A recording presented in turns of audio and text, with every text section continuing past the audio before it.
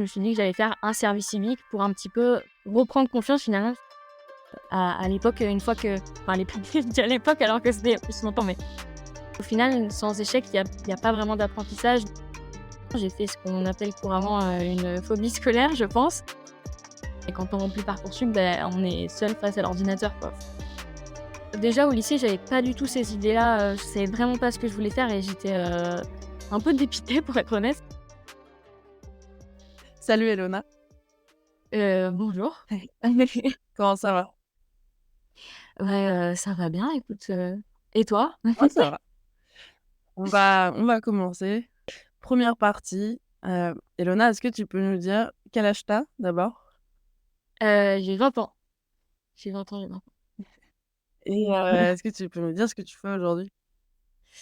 Je suis actuellement en service civique dans une association qui s'appelle, Lit-Up. Donc là, moi, je suis dans le Var, mais ils sont aussi, en Île-de-France et je suis en co-animation. Donc j'anime des modules qui s'appellent, Boost Up dans l'association qui permet, concrètement de remobiliser les jeunes en décrochage, scolaire, qui sont en difficulté de manière générale à, s'engager dans pour créer des projets à portée sociale et environnementale et du coup, moi, je les accompagne avec l'aide de facilitateurs, de salariés de Meetup, à créer, ces projets-là, principalement. Après, j'ai des missions secondaires aussi. Est-ce que justement, on va rentrer un peu dans le sujet. Est-ce que tu peux nous dire comment se passe la co-animation? Et ensuite, tu pourras nous dire, quelles sont tes missions secondaires? Oui, alors en co-animation, concrètement, il me semble que c'est des séances enfin, c'est des 12 séances, suivies, en fait, des jeunes. Après, ça peut changer selon le travail qui est fait sur, la pédagogie dans les boost-up et cetera et c'est toujours, c'est évolutif, on va dire.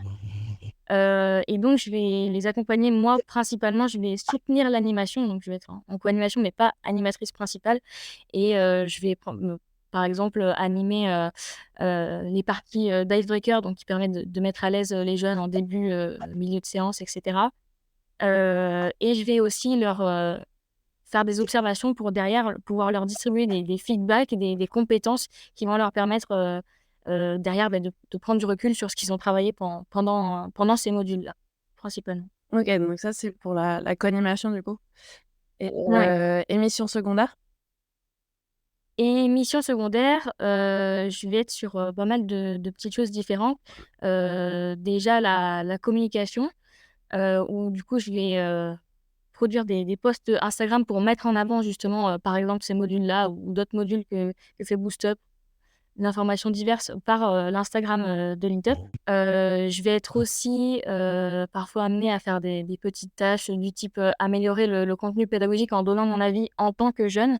Donc, notre avis est bien pris en compte, en tout cas dans l'association et du coup, pour pouvoir faire, évoluer le contenu pédagogique, donc par exemple faire des dossiers de recherche, sur, un thème qui est choisi en Boost Up, donc par exemple le harcèlement scolaire qu'ils vont travailler et pouvoir leur fournir du contenu. Ça va être aussi, une chose que j'ai fait aussi, que j'ai fait qu'une fois, mais qui m'a pris pas mal de temps.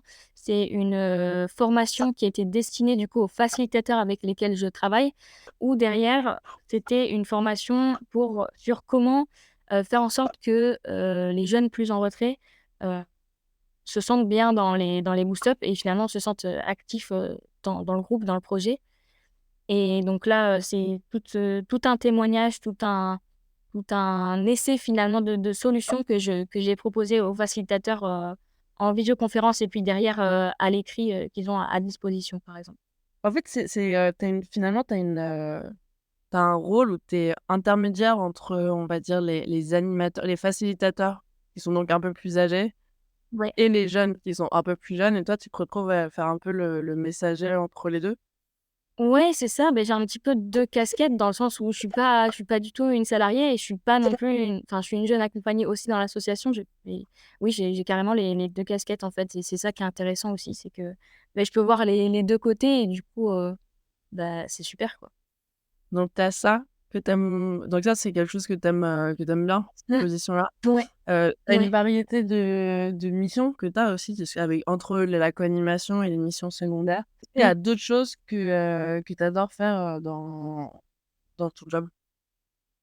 Travailler avec mes collègues qui sont en service civique aussi, mais sur, des missions, elles, principales de communication sur Instagram, sur les réseaux ou d'ailleurs, d'autres choses. Mais, j'adore travailler avec elles, en équipe et c'est quelque chose que je faisais enfin, que j'ai jamais trop fait et ça m'a fait du bien vraiment d'être dans une équipe, bienveillante et cetera. Donc je pense que c'est ça le principal point que je préfère dans mon service civique. Ouais, c'est bien. Est-ce que tu redoubles plus? Ça va paraître, du coup, un peu contradictoire, mais l'animation, c'est-à-dire ma mission principale parce qu'à la base, beh, je suis pas c'est pas mon point fort, la communication orale et l'animation, c'est un peu le truc qui me fait le plus peur. C'est aussi pour ça que j'ai choisi cette mission parce que j'avais envie de me dépasser aussi là-dessus et ouais, c'est toujours un peu un stress, mais derrière, ça se passe bien parce que je suis toujours bien accompagnée et bien entourée, quoi, donc ça va. Donc toi, tu es en service civique depuis 5 mois. Oui. Le service civique, qu'est-ce que c'est et comment tu arrives à le mettre en place? Alors, le service civique déjà, qu'est-ce que c'est? C'est un engagement de 6 à 1 an ou 8 mois. Il me semble que ça a changé et que c'est passé à 8 mois. Mais concrètement, c'est, un engagement qu'on fait à une infrastructure diverse, donc une association, par exemple. Moi, dans mon cas, c'est une association.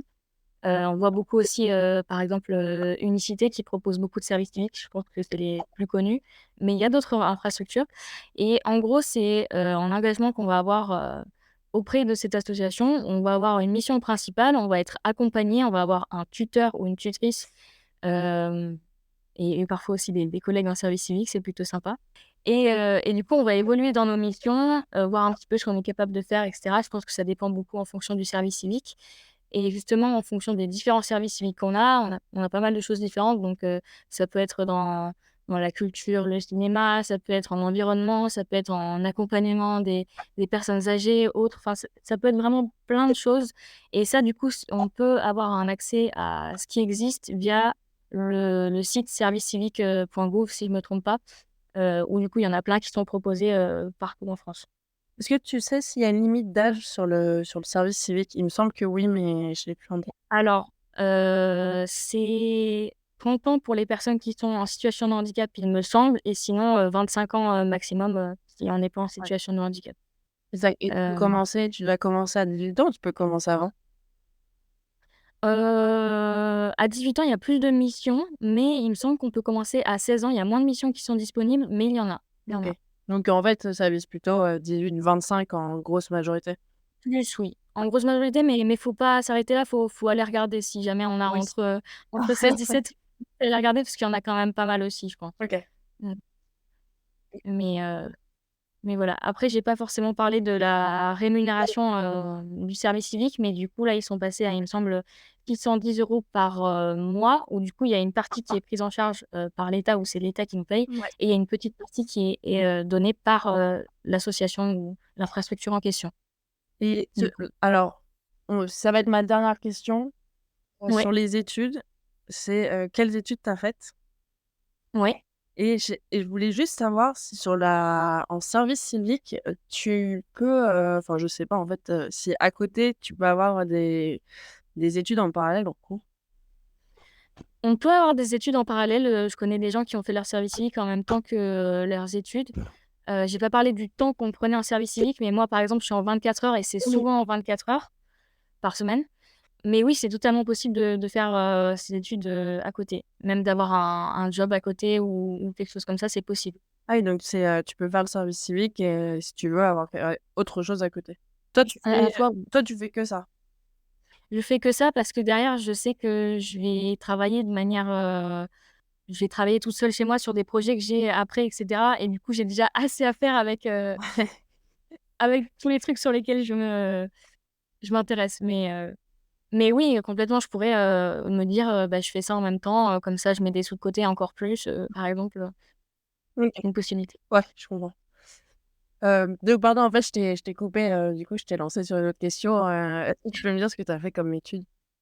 Ouais, alors, j'ai un parcours, un peu, pas chaotique, mais, j'ai fait pas mal de petites choses. Mais, d'abord déjà j'étais en dans un bac technologique. Et je vais passer directement au lycée parce qu'il s'est trop rien passé avant, mais j'ai voulu partir dans un lycée qui n'est pas mon lycée de secteur.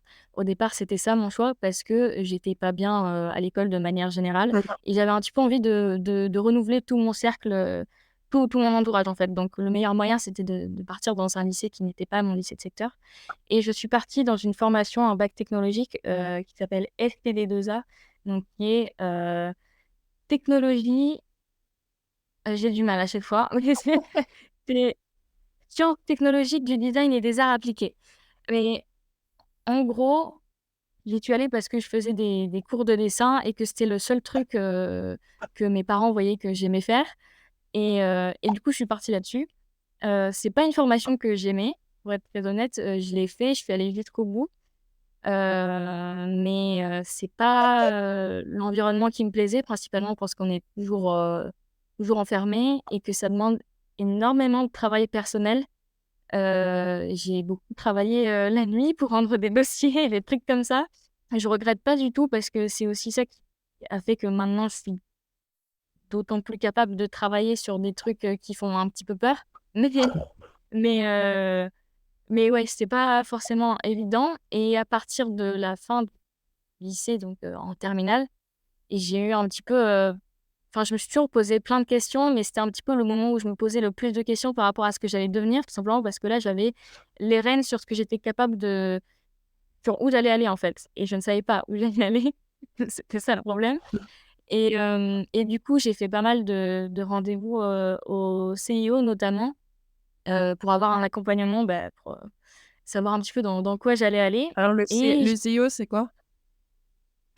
alors, Alors, en entier, ouais. centre, un truc du genre centre d'orientation et d'insertion ou un truc comme ça. Ok. Je connais pas l'exact, mais en gros, c'est un centre qui accompagne, je connais pas en détail, hein, parce que j'y suis allée, mais pas beaucoup.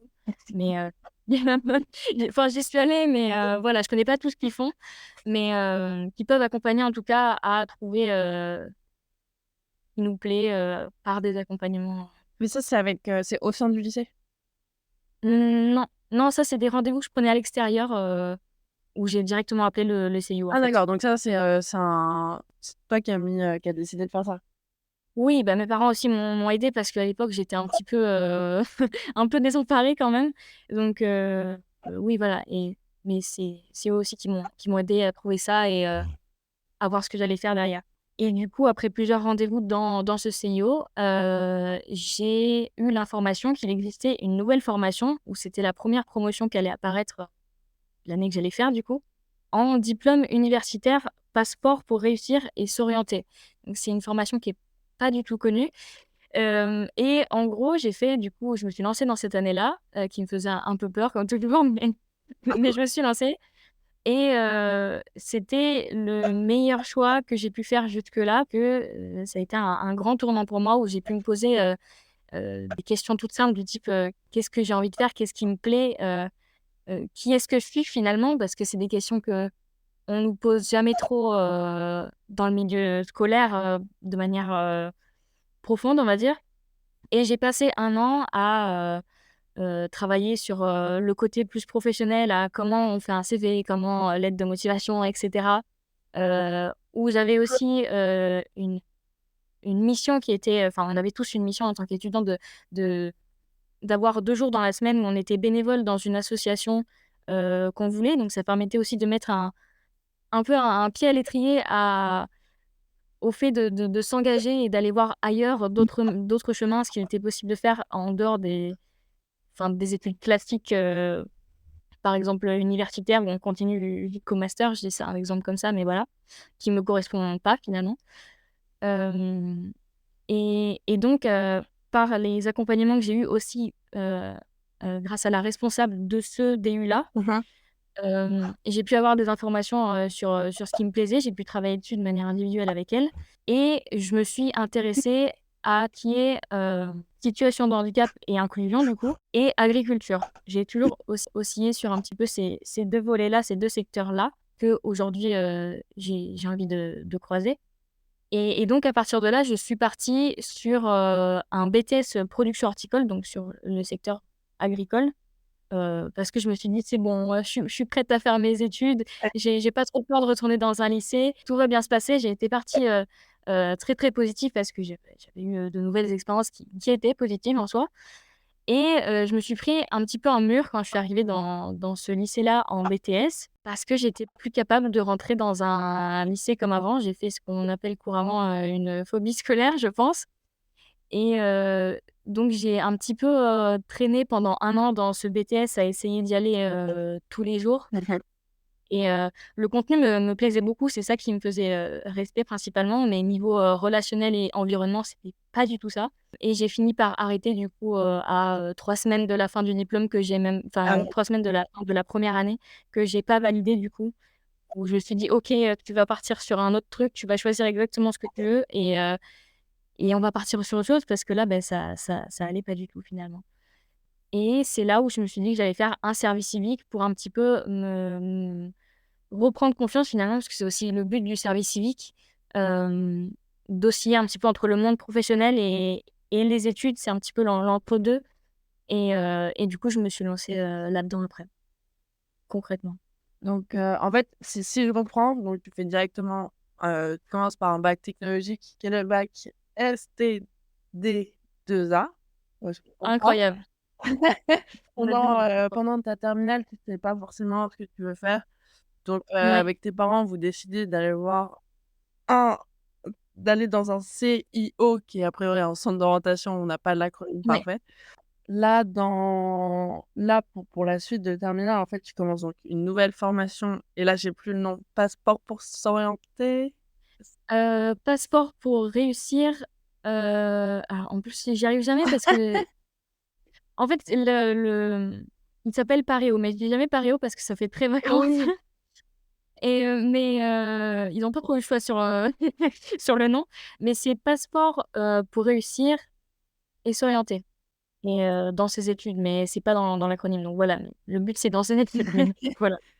Donc voilà, tu fais ce paréo, Oui, qui te donne un peu tes 2 options préférées qui sont donc, plutôt soit, l'agriculture, soit, l'aide pour les situations de handicap, je sais pas si ça oui, te parle? Hem, ouais, l'inclusion des personnes en situation de ouais. handicap, l'aide, ça marche. Finalement, tu décides à la fin ça dure une année? Le Oui, oui, c'était même sur, un petit peu plus court parce que c'était de octobre à avril, un truc comme ça. OK, donc on va dire, ouais, quasiment une année scolaire. Tu commences un BTS en production horticole. Finalement, ça se passe pas comme tu veux et tu arrêtes avant la première année et Ouais, tu te dis: «Pour reprendre confiance, je fais un service civique». ouais, c'est ça. Au moment où tu décides de faire un service civique, enfin, comment te vient cette idée-là, en fait, de faire un service civique? En fait, je voulais déjà en faire un quand j'étais à l'université parce qu'on avait le choix ou à s'engager dans une activité bénévole ou faire un service civique. Et donc j'avais déjà postulé à certains postes où finalement, je l'ai pas fait parce que j'ai eu d'autres idées et je préférais faire, des stages. Oui, j'ai pas dit, mais pendant cette année, j'ai fait pas mal de stages, en dans divers, secteurs, agricoles. Et du coup, oui, ouais, on nous en a parlé à l'université, en fait. Et puis derrière, je savais que c'était quelque chose qu'on pouvait faire qu'une fois dans notre vie déjà et qu'après mes 25 ans, ça sera, trop tard du coup pour le faire. Et voilà, moi je trouve que c'est une expérience à faire, en fait. Et c'est tout bénef. Et est-ce que tu as réussi à atteindre ton objectif qui était de reprendre confiance en toi? Oui, complètement. Ça m'a permis de me remettre, en fait, dans la même dynamique que l'université. C'était ce que je voulais. Et surtout d'avoir, des personnes, ressources, de me refaire en fait un cercle de personnes ressources, dans le milieu professionnel, ce qui m'a toujours aidée à l'université et que je n'avais plus en BTS où j'étais, pas comprise finalement. Et aujourd'hui, si tu dois regarder, par rapport à tout ce que tu as fait, est-ce que tu arrives à imaginer comment ça va se passer, dans les années qui arrivent? Un peu, tu vois, l'année prochaine, Ouais. ça se termine quand ton Oui, mon service civique, ouais, il se termine le 5 juillet là, donc dans 3 mois. voilà, alors du coup, on va si ton service civique s'arrête le 5 juillet, Ouais. heu, Est-ce que tu arrives déjà à avoir des petites idées de ce que tu veux faire après le 5 juillet? Ouais, alors moi, de manière générale, j'adore prévoir sur 10 ans, mais c'est pas trop possible. Mais de manière générale, j'ai toujours tendance à vouloir avoir un coup d'avance parce que c'est quelque chose qui me rassure d'avoir un peu de contrôle sur les événements et cetera. Et du coup, oui, je suis en train de faire un plan d'action. Mais là, concrètement, mon but, ça va être de reprendre, mon BTS, mais en alternance et dans un environnement, complètement différent.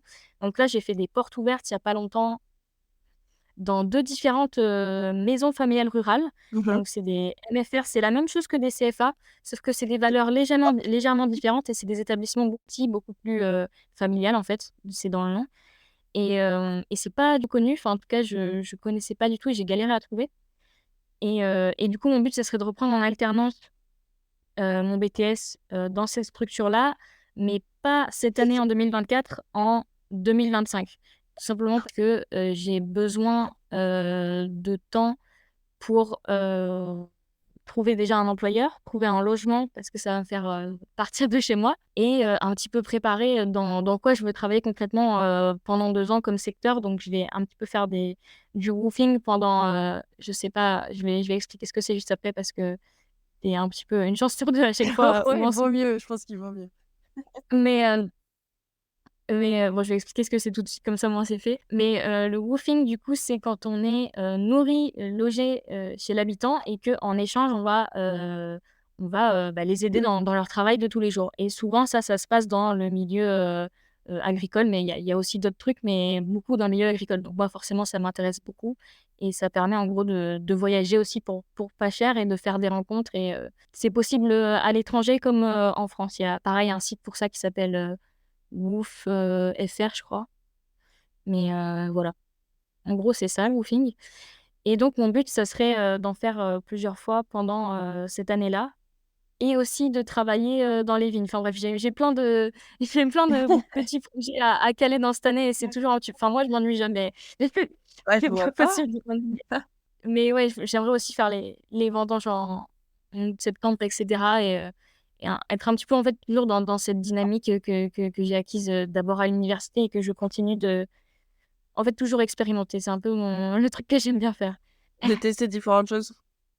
Oui, ben, en plus, à mon âge, je pense que c'est un petit peu la période où c'est bien de le faire, quoi. Ça permet d'acquérir plein de choses et puis on s'en fout d'échouer, quoi. Ça permet juste d'apprendre donc c'est cool.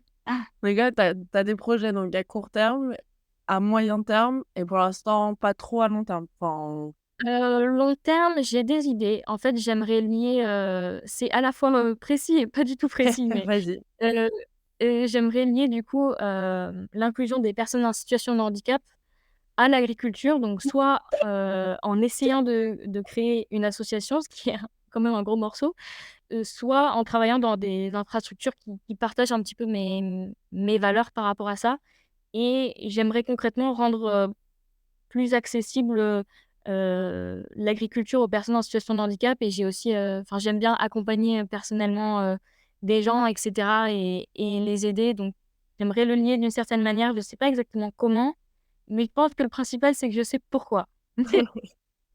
Oui, je tiens à vous. Oui, ça a l'air d'être un super projet. Je me demandais, parce que en fait, tu en parles depuis quand même, depuis un petit temps. Comment ça t'est venu le goût l'attrait pour l'agriculture et l'horticulture? Là, quand je parlais d'horticulture, juste pour faire un petit point, c'est pas forcément, les fleurs, j'étais en parce que souvent on voit les fleurs, mais c'est un petit peu tout. Donc c'est l'arboriculture, le maraîchage, la tout ce qui est pépinière et cetera, mais ça englobe tout sauf les céréaliers et la viticulture, en gros D'accord.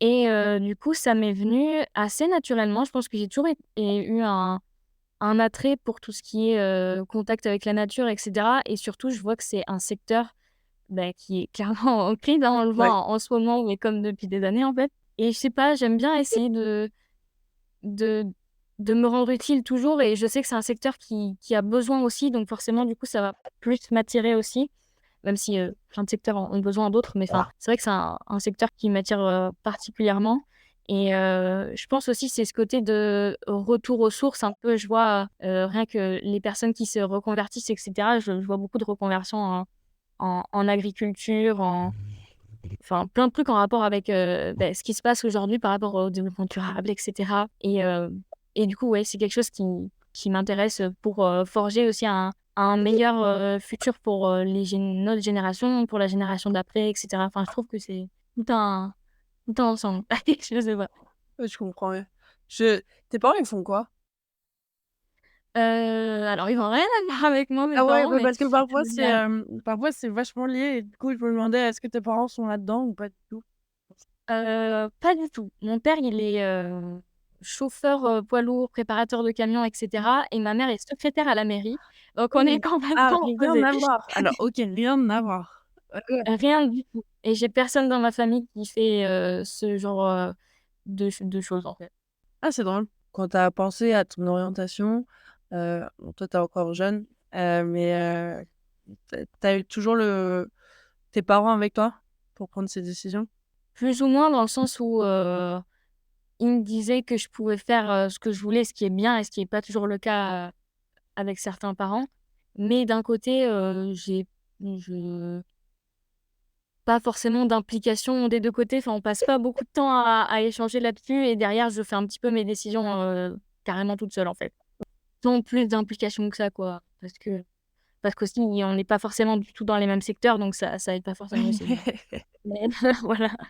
Tes amis, ils faisaient enfin, quand tu regardais tes amis, alors plutôt le lycée, heu, Ouais. est-ce que tu voyais qu'ils étaient un peu dans le même cas que toi, un peu paumés? Voilà, est-ce que tu as pu, discuter de ça au lycée avec des amis, où la discussion est un peu plus ouverte ou même avec d'autres personnes de ta classe? Hem, Déjà au lycée, j'avais pas du tout ces idées-là, je savais vraiment pas ce que je voulais faire et j'étais un peu dépitée pour être honnête. Hem, mais c'était assez compliqué parce qu'en art appliqué, ils savaient plus ou moins tous où ils se dirigeaient. Ils dessinaient super bien, ils étaient super talentueux et moi à côté, j'étais dans quelque chose qui me plaisait pas du tout et donc j'avais tendance à me comparer sur quelque chose que je n'aimais même pas faire donc ça n'a pas trop de sens mais ils savaient où ils voulaient aller et c'était ça qui était un petit peu frustrant, c'était que moi, j'en avais aucune idée. Après j'avais quand même ma meilleure amie du lycée où on était toutes les 2 dans la même situation, on savait pas trop ce qu'on voulait faire, donc c'est quand même rassurant d'être à 2 dans une situation complexe comme C'est ça, vrai. mais voilà. Donc un peu rassuré, mais quand même paumé. Ouais, ouais, beh, surtout que les profs en plus, à l'époque, une fois que enfin à l'époque, je dis à l'époque alors que c'était il y a plus longtemps, heu, mais mais une fois qu'ils voient qu'on n'est pas forcément intéressé par le secteur et cetera, ils nous lâchent complètement et quand on remplit Parcoursup, on est seul face à l'ordinateur, quoi. Dans C'est les matières, que tu fais pour le bac, ST2A, Ouais, oui, STD2A, il me manquait une lettre. oui. C'est quel genre de matière que tu fais par rapport à un bac, plus classique? Plus général, alors déjà on a des maths, mais un peu différents parce que c'est des maths beaucoup plus faciles, on va dire. C'est plus des maths dans l'espace. Je sais pas Ouais. comment expliquer. C'est des maths plus classiques, on va dire. Après, on va avoir par exemple des cours de design d'art appliqué qui sont en anglais. On va avoir, je pense la majorité de la semaine en fait, c'est en conception en classe, où on va tourner sur 3 exercices. Je vais pas forcément rentrer dans le détail parce que même moi ça m'ennuie. Le cliché un petit peu, c'est qu'on nous appelait beaucoup la classe coloriage. Alors on passe pas du tout notre vie à dessiner. On passe plus notre temps à faire des analyses de documents pour les croiser, pour faire en sorte de faire émerger de nouvelles idées pour répondre à une demande cliente que de dessiner. Très franchement. Donc le mythe comme quoi on passe notre journée à colorier, c'est vraiment non, en fait. On passe notre nuit à travailler sur des dossiers. Oui, donc en fait, c'est un bac, c'est une sorte d'initiation, au design. Tu as dit que tu aimais le dessin. C'est un truc, qui t'a il y a Hem, longtemps? alors ça date de la cinquième, Ouais. mais j'aime pas vraiment dessiner. En fait, c'est compliqué parce que je me suis mise à dessiner parce que mes parents cherchaient absolument à me faire faire une activité parce que j'ai toujours été très silencieuse, très en retrait, même aujourd'hui, hein, mais au moins déjà, mais Et du coup, mes parents s'inquiétaient, forcément sur, ma vie sociale de manière générale et donc ils ont testé de me faire un petit peu plein d'activités et dont une qui est passée, qui était des cours de dessin en particulier. Mais en fait, la vérité, c'est que j'aimais pas forcément dessiner, j'aimais me faire écouter par la prof de dessin et avoir des conversations avec elle, ce qui est globalement assez différent. OK. Mais j'ai joué là-dessus pour faire en sorte en troisième de me dire: «OK, on me propose de faire un bac, STM2A machin, bon je m'en fous un petit peu, mais ça va me permettre d'aller dans un autre lycée donc ça me va». C'est plus ça. Ah oui. Ah oui. Ah oui, ça change, toute l'histoire, en fait. Moi, Oui, je voilà, pensais que tu allais me j'ai dire, jamais fait un je pensais que tu allais me dire que tu dessinais, que tu adorais ça, que tu dessinais tout le temps. non, d'ailleurs, j'ai complètement laissé au début de ma formation, de dessiner, complètement parce que ça m'a dégoûtée du dessin de manière générale, mais non, je dessinais plus dans une optique de Social. de ouais, social et plus, je vais pas dire je vais dire thérapie, mais c'est pas vraiment thérapie, mais le fait d'être écouté, de se faire écouter, vraiment d'engager un échange, Si, oui, c'est ça ouais, social, en fait. tu peux dire thérapie, hein. Mais voilà, je le voyais plus comme ça. En plus, c'était dans un cadre où j'étais justement, un petit peu, excentrée à côté de la nature et cetera. Donc je dessinais, par exemple, des plantes à côté de la nature et je pense que c'est plus ça qui m'a menée derrière vers l'agriculture et cetera, que le dessin en lui-même qui finalement était plus un outil, dont je me servais pour avoir finalement ces échanges, pour avoir accès à ces échanges-là. OK. C'est c'est beaucoup plus clair maintenant. Oui. Ouais, j'adore cette question, celle que je vais te poser. Alors toi, en plus, Ouais. c'est 8 ans de moins, ça fait encore plus récent. Heu, quel métier tu voulais faire quand tu étais petite? Est-ce que tu avais un métier que tu voulais, un métier de rêve? Heu, J'en avais pas vraiment. Vraiment, j'en avais pas parce que j'avais vraiment du mal à me projeter. Je faisais juste les tâches qu'on me disait de faire, au point où j'en étais, mais je réfléchissais pas plus loin que ça. Mais je me rappelle une fois d'avoir fait un rêve un peu bizarre où j'étais dans une ferme avec des poules et où je dormais avec mes poules. Voilà et depuis ça m'est resté et du coup, bah, c'est forcément lié un petit peu au métier, dans l'agriculture et cetera. Mais ouais, j'ai que ça en souvenir. Bon, bah, Et toi? c'est il y a c'est un peu flou, mais mais pourquoi pas. Aujourd'hui, est-ce que tu arrives à identifier, heu, les choses que tu as envie de retrouver dans ton travail? Que ça soit, tu vois, le type d'entreprise pour lequel tu travailles, ou les missions que tu fais? Ouais, est-ce que voilà, tu des idées de choses, voilà, qui sont là, Hem, essentielles? ouais, bah, oui, un petit peu forcément, mais un petit peu, déconstruit aussi dans le sens où j'ai du mal forcément à me projeter parce que j'ai jamais eu vraiment de 1er travail et cetera. Donc je pense qu'il y a forcément des partis pris à prendre et cetera quand on a le poste qui Ouais, se propose à évidemment. nous.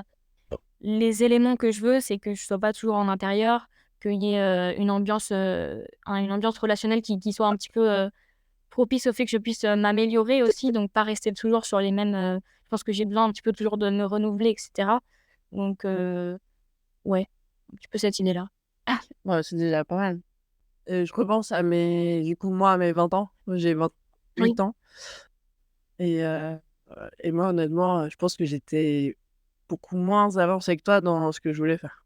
Et bah, après, l'avantage, c'est qu'il y a des trucs qui se sont développés et je serais pas tombée sur le DU Paréo, par exemple. Je sais peut-être que forcément, je me serais posé des questions, mais peut-être pas que j'aurais eu les ressources et les relations qui auraient fait que je serais arrivée à là, aujourd'hui, à savoir ce que je voulais faire, par exemple, à peu près. Tu penses que ce DU-là, il t'a énormément aidé? Il aurait été Ouais, indispensable? clairement, je pense que c'est un des points clés du moment où j'ai réussi à me reconstruire personnellement et professionnellement. Il y avait rien qui avait été créé, donc où j'ai commencé à travailler, professionnellement sur ce que j'avais envie de faire aussi. Pour moi, les 2 sont liés de toute façon, mais voilà. Oui, oui, c'est quand même fort ce que tu viens de dire. Quand même, ça veut Oui, dire que ça a vraiment été un passage, obligatoire. ouais, ouais, clairement. Bah, après, peut-être que j'y serais arrivée d'une autre manière, mais ça aurait été forcément différent, Tu le mais recommanderais à quel genre de personne?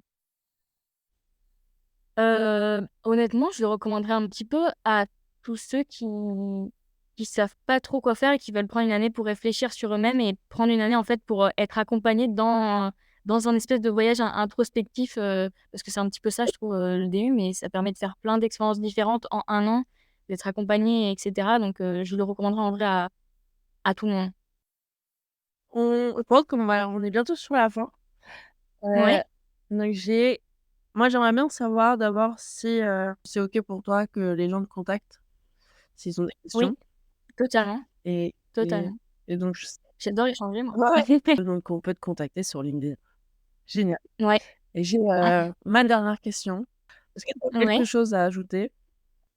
Ouais, déjà, j'aimerais recentraliser j'en ai pas trop parlé, mais par rapport au fait que j'ai pas mal, d'anxiété sociale, même si ça je l'ai fait plus ou moins comprendre par le fait que j'avais du mal avec l'animation et cetera, mais c'est vraiment une véritable anxiété sociale que j'ai depuis des années. Je pense que c'est le cas de pas mal de personnes et ne pas hésiter à tester plein de choses, en fait, parce que ça fait très peur. Franchement, je suis d'accord, ça fait très peur, mais derrière, c'est super satisfaisant quand on se rend compte qu'on est capable de faire des choses qui sont pas si complexe que ça quand on les fait réellement et franchement, j'ai toujours eu un petit peu peur de l'échec et cetera comme beaucoup de gens, mais au final, sans échec, il y a pas vraiment d'apprentissage donc je pense que c'est la meilleure manière de rechercher, comment s'améliorer, comment grandir, comment trouver ce qu'on aime, en fait, finalement donc ouais, je trouve que c'est important et ne pas s'arrêter au fait d'avoir, une anxiété, même que ça soit pas sociale ou autre chose, mais ne pas s'arrêter à la peur et essayer de toujours un petit peu, voir ce qu'on peut faire, en fait, enfin, il y a toujours moyen de trouver plein de solutions et voilà, il y a des moments qui vont moins bien, il y a des moments qui vont, mais voilà, c'est un peu l'équilibre des choses et voilà, faut se lancer, je dirais ça. C'est je vais pousser un peu plus loin parce que, moi, je trouve que c'est Ouais. un très bon conseil pour toi. Enfin, quelles ont été les clés pour toi, pour combattre l'anxiété sociale? Pour combattre l'anxiété sociale, c'est une question Très difficile. complexe parce qu'en fait, elle est un petit peu multifacteur. Bah, justement. Mais, je dirais d'abord le contexte, familial qui n'est pas forcément propice pour moi et où du coup, je suis allée chercher des ressources et d'autres personnes à l'extérieur dans le monde professionnel qui m'ont permis aussi d'avoir un avis, autre que celui de ma famille sur qui j'étais, sur comment je me comportais et cetera et ça permet d'avoir, un autre point de vue en fait sur soi-même.